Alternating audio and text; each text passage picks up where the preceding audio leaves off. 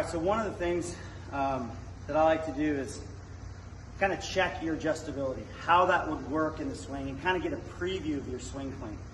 So one of the things that we do is we just put a cone, cut a little hole in it, just big enough to kind of get the handle fitting in it. And now we just make this an extension of this front arm bone. And you can start to see exactly what happens when guys get a little top hand dominant and where the barrel actually starts to head. So I'm gonna show you by just looking at this pitch right now. So a pitch that's up and how to get in a position for the first third of the swing to make yourself get on plane and do it for every pitch in the quadrant.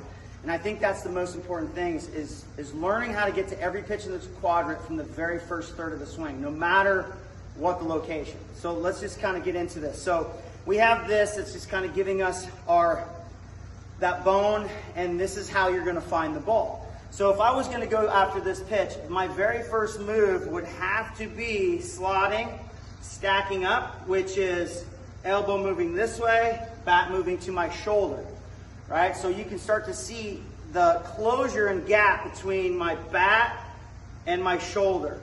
It may not be where it started, but it's always gonna be here, okay? So now in that first third of the swing, I've picked my height, and now with my spine, and now I'm working through it, okay? So this is an important thing to really understand.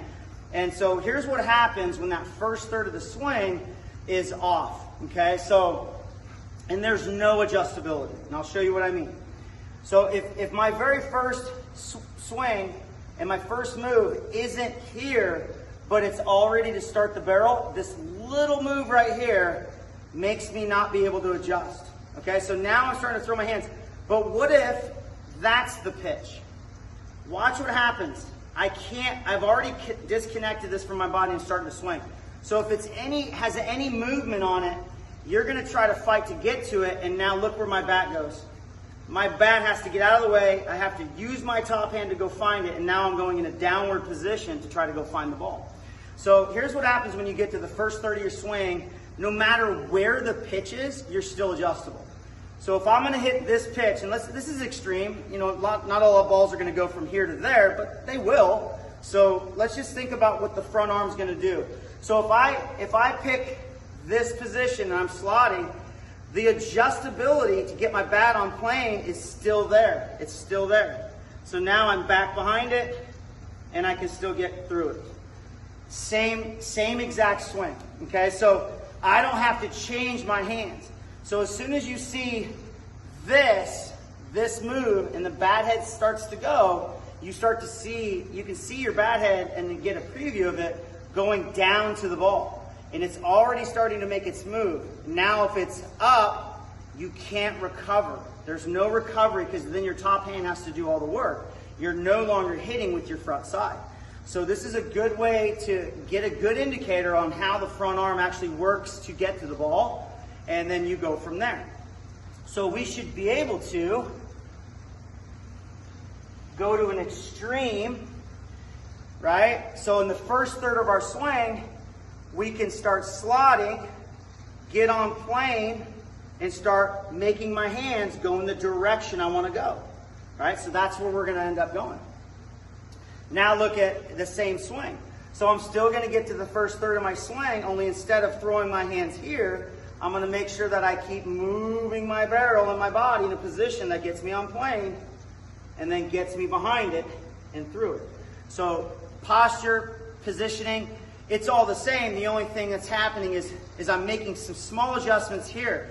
And it's the adjustments through the front arm are minimal. And I see a lot of guys trying to make this be a move. Well, this doesn't work, right? And so we have to think, this is the bone we use.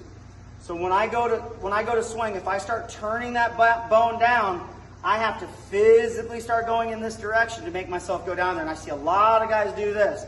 The best hitters are keeping this bone facing home plate, so it's a simplified movement to get to this position, right? So if it's a high pitch, we just go to here, bang.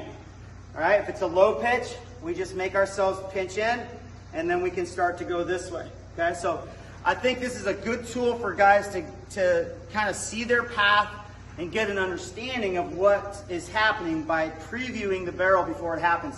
And you can really see when kids are top hand dominant, they may think they're there, and then all of a sudden, there goes the barrel, and they lose it.